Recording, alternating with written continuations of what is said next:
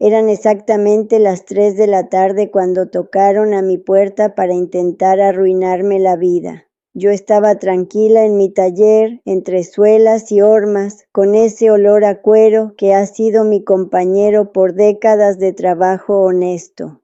Cuando abrí la reja, me topé con 2 uniformados sudorosos, pero el golpe real vino de atrás. Ahí estaban mi propio hijo Fernando y mi nuera Valentina. Ella, con lágrimas de cocodrilo, le juraba a los oficiales que yo tenía demencia, que ya no podía vivir sola, que todo esto era por mi bien. ¡Qué cinismo tan grande! ¿Te imaginas que la sangre de tu sangre te traicione así por la codicia de un terreno? Pero se llevaron una sorpresa. Yo no estaba indefensa ni loca. Mientras ellos actuaban su papel de familiares preocupados, yo metí la mano en mi bolsa con toda la calma del mundo y saqué un papel, un solo documento que cambió el destino de esa tarde y les demostró que a esta vieja zapatera todavía le queda mucha pelea por delante. Son las 3 de la tarde en Mexicali y el sol no perdona a nadie, ni siquiera a los que vienen con malas intenciones. Yo estaba en el taller, con las manos manchadas de tinta para bolear y el olor a pegamento de contacto llenándome la nariz, ese olor que para mí es el perfume del trabajo honesto. Cuando tocaron la puerta, no me sobresalté. A mis 59 años, pocas cosas me asustan, y menos a plena luz del día. Me limpié las manos en el delantal de cuero, me acomodé las gafas y fui a abrir. Del otro lado de la reja había 2 oficiales de policía, jóvenes, sudados, con esa cara de quien preferiría estar en cualquier otro lado menos lidiando con asuntos domésticos. Pero lo que me heló la sangre no fueron los uniformes, sino quienes estaban detrás de ellos, casi escondidos como niños traviesos que acaban de romper un vidrio. Ahí estaba mi hijo, Fernando, mirando sus zapatos como si fueran lo más interesante del mundo, y a su lado mi querida nuera, Valentina, con esa expresión de mártir que ensaya frente al espejo todas las mañanas. Tenía los ojos rojos, probablemente de tanto frotárselos para que pareciera que había estado llorando. ¡Qué escena tan conmovedora! «Señora Enriqueta», preguntó el oficial más alto, quitándose la gorra para secarse el sudor de la frente. «La misma, oficial. ¿En qué puedo servirles?», respondí, manteniendo la voz serena, aunque por dentro sentía cómo se me aceleraba el corazón, no por miedo, sino por una rabia fría que empezaba a subirme por el estómago. El oficial carraspeó, incómodo, miró de reojo a Valentina, que aprovechó para soltar un sollozo ahogado, muy teatral.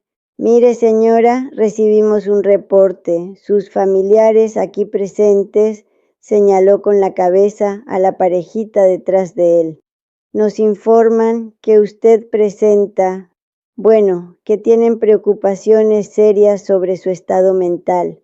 Dicen que ha tenido comportamientos erráticos, que ya no es seguro que viva sola y que posiblemente esté sufriendo de demencia senil». Ahí estaba, la palabra mágica, demencia. ¡Qué conveniente! Me quedé mirando a Fernando, esperando que tuviera la decencia de levantar la vista y mirarme a los ojos mientras me acusaban de estar perdiendo la razón.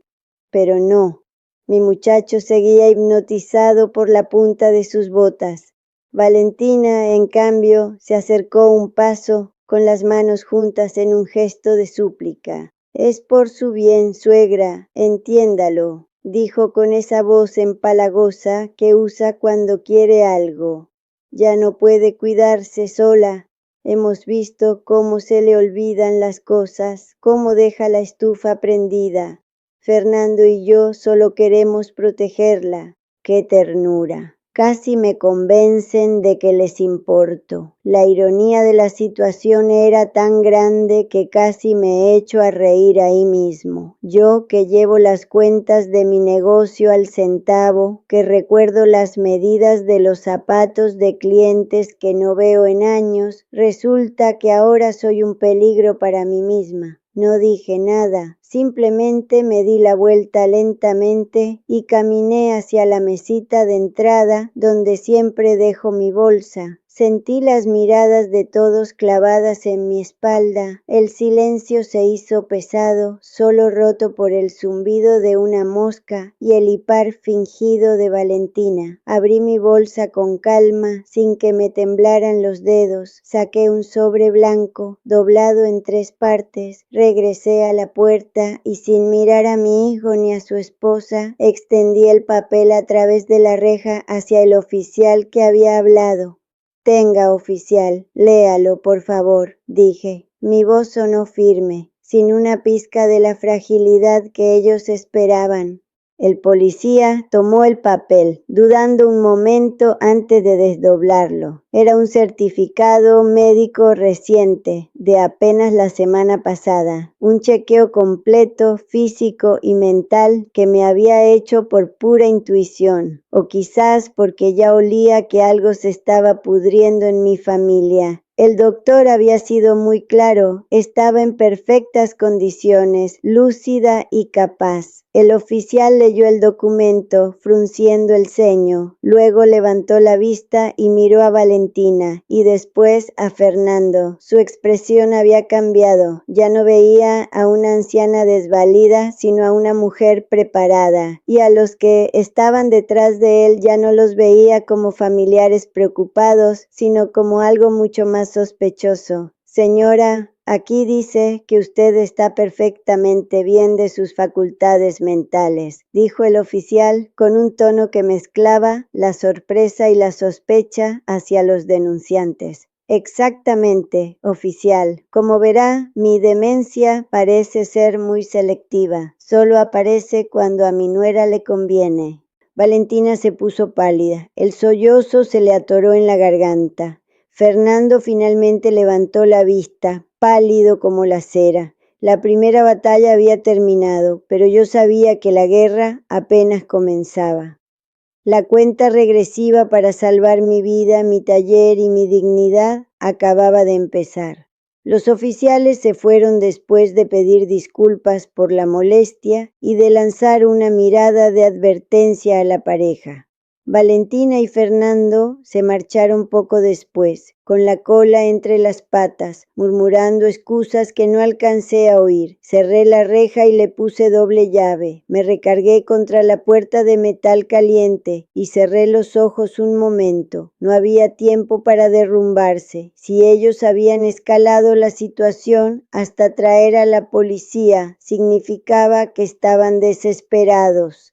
Y la gente desesperada es peligrosa. Regresé a mi taller. El olor a cuero me calmó un poco. Este lugar era mi vida. Lo había construido con mi difunto esposo, zapato a zapato, suela a suela. Y ahora, esta muchachita que nunca había trabajado un día de verdad en su vida, quería quitármelo. Porque eso era claro. No se trataba de mi salud. Se trataba del terreno. Empecé a buscar. No sabía exactamente qué, pero sabía que tenía que haber algo. Mi intuición de madre, esa que tantas veces ignoré para no ver la debilidad de mi Fernando, me gritaba que esto no era algo de un día para otro. Fui al archivero metálico donde guardaba los papeles viejos del negocio y de la casa. Pasé horas revisando documentos. El calor dentro del taller se volvió sofocante.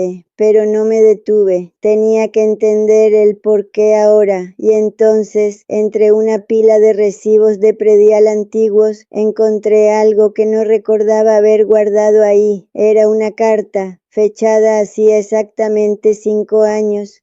Era una notificación del ayuntamiento sobre un plan de desarrollo urbano para la zona donde estaba mi taller. En ese entonces no le había hecho mucho caso. Eran solo proyectos, pero al releerla ahora, con ojos nuevos, todo cobró sentido. La zona se estaba revalorizando. Habían construido un centro comercial cerca y ahora querían ampliar la avenida. Mi terreno, que antes valía poco más que el esfuerzo que le habíamos puesto, ahora era una mina de oro. 5 años. Ese era el tiempo que Valentina llevaba planeando esto.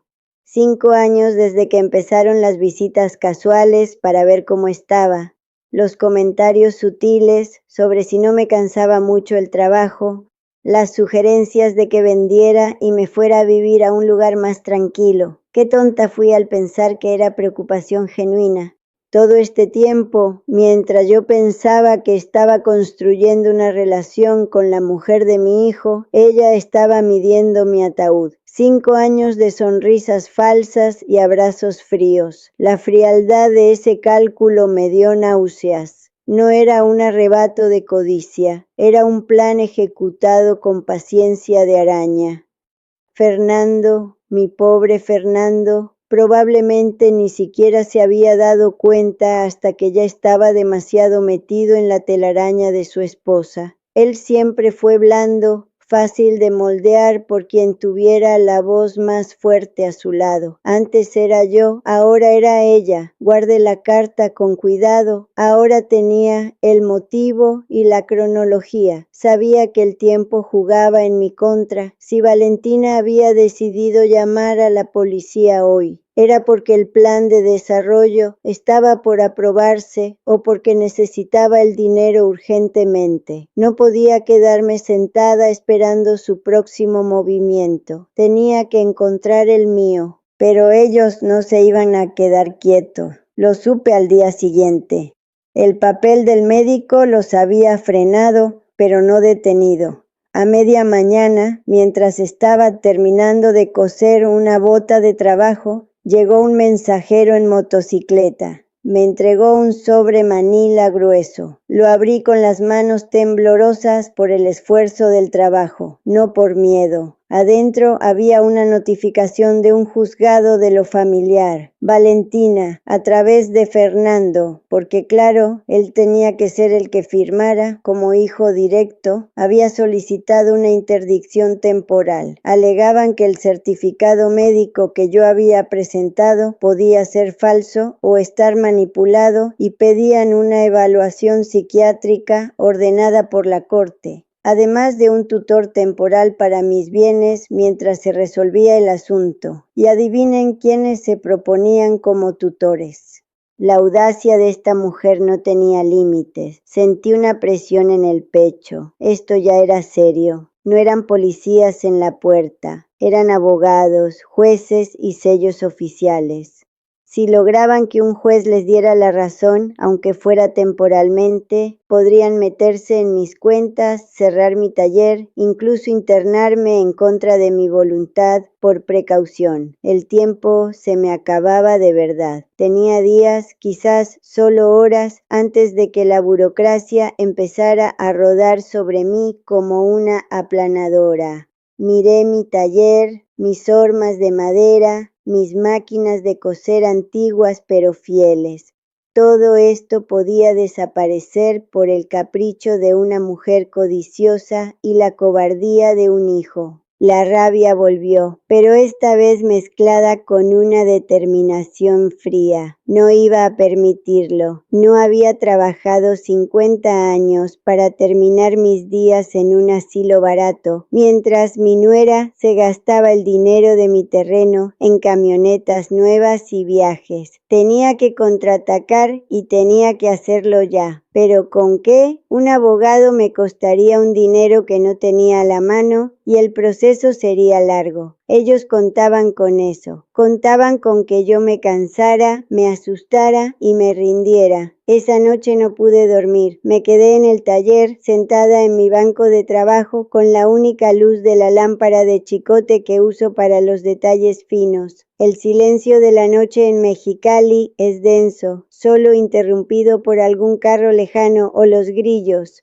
Miraba mis manos, llenas de callos y arrugas, teñidas por años de manejar tintas y ceras. Eran manos fuertes, manos que habían sostenido a una familia cuando mi esposo faltó. Y ahora esas mismas manos parecían inútiles contra el papel y la tinta de los juzgados. Pensé en Fernando. Me dolía el alma pensar en él. ¿Cómo había permitido que esto llegara tan lejos? Recordé cuando era niño, cómo se escondía detrás de mis faldas cuando llegaba alguna visita que no conocía. Siempre fue inseguro, buscando aprobación. Valentina le había dado esa seguridad, pero ¿a qué precio? Lo había convertido en un accesorio de sus ambiciones, un títere sin voluntad. Me dolía más su traición que la maldad de ella. De ella podía esperarlo, pero de mi propio hijo. La amargura me subía por la garganta como bilis. Qué irónica es la vida. Uno se mata trabajando para dejarles algo a los hijos, y ellos no pueden esperar a que uno se muera para arrebatárselo.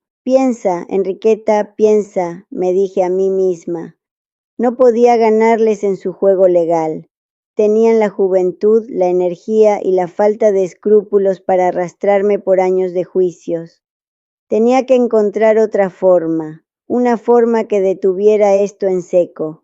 Y entonces, en medio de la oscuridad y el olor a cuero, mi mente viajó al pasado, a algo que había guardado bajo 7 llaves, no en el archivero, sino en una caja de seguridad en el banco, una que ni Fernando sabía que existía. Una caja que contenía el seguro de vida de mi tranquilidad, aunque nunca pensé que tendría que usarlo contra mi propia familia. Era una táctica sucia, lo sabía, algo que me dejaría un mal sabor de boca para siempre. Pero ellos habían empezado a jugar sucio primero, habían cruzado la línea al traer a la policía a mi puerta y acusarme de loca. Si querían guerra, tendrían guerra, y yo tenía un arma que ellos no esperaban. A la mañana siguiente, Valentina llegó al taller, sola. Venía con aires de victoria, taconeando fuerte sobre el piso de cemento. Yo estaba atendiendo a un cliente, don Chuy, un señor mayor que me trae sus botas de vaquero a arreglar desde hace 20 años. Enriqueta, tenemos que hablar, dijo Valentina, sin siquiera saludar a don Chuy. Su voz era cortante, exigente. Estoy ocupada, Valentina. Tendrás que esperar, le respondí sin levantar la vista de la bota que estaba puliendo. No tengo tiempo para tus jueguitos. Ya recibiste la notificación del juzgado. Esto se acabó. Es mejor que cooperes por las buenas antes de que sea más humillante para ti. Don Chuy me miró, incómodo, sin saber si irse o quedarse a defenderme. Yo seguí puliendo, con movimientos rítmicos y calmados. ¿Humillante para mí? Pregunté con una suavidad cargada de veneno. Sí, para ti. Mírate, Enriqueta. Estás vieja, sola, aferrada a este taller que huele a muerto. Ya no razonas bien. Te estás convirtiendo en una carga y una vergüenza para Fernando. Él no te lo dice porque es demasiado bueno, pero está harto de tener que lidiar contigo y tus necedades. La frase me golpeó como una bofetada. Una vergüenza para Fernando. Sabía que era ella hablando, no él, pero aún así dolía. Usaba a mi hijo como arma para herirme donde más me dolía. Mi orgullo de madre y de trabajadora. ¿Eso dice él? Pregunté deteniendo el movimiento de mi mano. Eso pensamos los dos. Acéptalo de una vez. Estás senil. Necesitas que alguien con cabeza administre lo poco que te queda antes de que lo pierdas todo por tus locuras. Haznos un favor a todos y firma los papeles para la tutela voluntaria. Deja de hacer el ridículo. Don Chuy carraspeó y se puso de pie. Enriqueta, mejor vengo luego por las botas. No se preocupe, don Chuy, dije, poniéndome de pie también y mirando directamente a Valentina a los ojos. Mis ojos no tenían lágrimas, solo una frialdad que no sabía que era capaz de sentir. Quédese, quiero que sea testigo de algo. Valentina soltó una risita nerviosa. ¿Testigo de qué? ¿De tu último berrinche? No, querida, de cómo se te cae el teatro. Me acerqué a ella. No iba a gritar. El verdadero poder no necesita gritos. Iba a usar mi última carta, la carta que había decidido usar durante mi noche de reflexión. Sabes, Valentina, durante estos 5 años que has estado planeando cómo quedarte con mi terreno, te has cuidado mucho de parecer la esposa perfecta y la nuera abnegada, pero te olvidaste de un pequeño detalle de tu pasado. Su sonrisa burlona flaqueó un poco. ¿De qué estás hablando, vieja loca? Estoy hablando de Mexicali Motors hace 7 años. ¿Te suena? Dije el nombre despacio, saboreando cada sílaba. Su rostro pasó del rojo, de la ira, a una palidez mortal en un segundo. Sus ojos se abrieron desmesuradamente. Había dado en el clavo. Tú no puedes saber, balbuceó, perdiendo toda su compostura. Oh, claro que puedo. Resulta que el dueño de esa agencia, el señor Ramírez, era muy amigo de mi difunto esposo. Y cuando te contrataron ahí como cajera, él me lo comentó. Y también me comentó cuando te despidieron discretamente sin presentar cargos, porque faltaba dinero en la caja chica, mucho dinero. Valentina retrocedió un paso, chocando con una estantería de hormas. Don Chuy miraba la escena con los ojos como platos. Eso es mentira, son chismes. Intentó defenderse, pero su voz era un hilo. No son chismes, Valentina, son hechos. Y resulta que el señor Ramírez, antes de morir el año pasado, me dio algo muy interesante. Copias de los registros contables alterados con tu firma y una declaración jurada suya explicando por qué no te denunció en ese momento. Por lástima a tu familia. Lo guardé todo este tiempo, pensando que quizás habías cambiado, que eras una buena mujer para mi hijo. Pero veo que la ladrona sigue ahí, solo que ahora quieres robar a lo grande. La miré con todo el desprecio que sentía. Imagínate qué pasaría si esos papeles llegaran al juzgado de lo familiar, justo ahora que estás pidiendo ser mi tutora legal por mi supuesta incapacidad. ¿Qué crees que pensará el juez de una tutora con antecedentes de fraude? ¿Y qué pensará Fernando cuando se entere de que la mujer perfecta con la que se casó es una delincuente que se salvó de la cárcel por pura suerte? Valentina estaba temblando. Las lágrimas, esta vez reales, de miedo puro, empezaron a correr por su cara maquillada. Sabía que había perdido. Su castillo de naipes se había derrumbado con una sola frase. ¿Qué quieres?, susurró derrotada. Quiero que retires la demanda de interdicción, hoy mismo. Quiero que tú y Fernando me dejen en paz, que se olviden de este terreno y de este taller mientras yo viva. Y quiero que le expliques a mi hijo, sin mentiras esta vez, por qué de repente su madre ya no está loca y por qué ya no es buena idea seguir con este proceso legal. Ella asintió frenéticamente, incapaz de hablar. Y una cosa más, Valentina, dije, acercándome un poco más para que solo ella pudiera oírme. Si vuelvo a ver una patrulla en mi puerta o si recibo un solo papel más de un juzgado, te juro por la memoria de mi esposo que voy personalmente a la fiscalía con esos documentos. ¿Entendido? Sí, entendido, suegra. Por favor, no lo haga. Vete y llévate tu peste a perfume barato de mi taller. Valentina salió corriendo, casi tropezando en su huida. Ya no había taconeo desafiante, solo el sonido de la derrota. Don Chuy soltó un silbido bajo.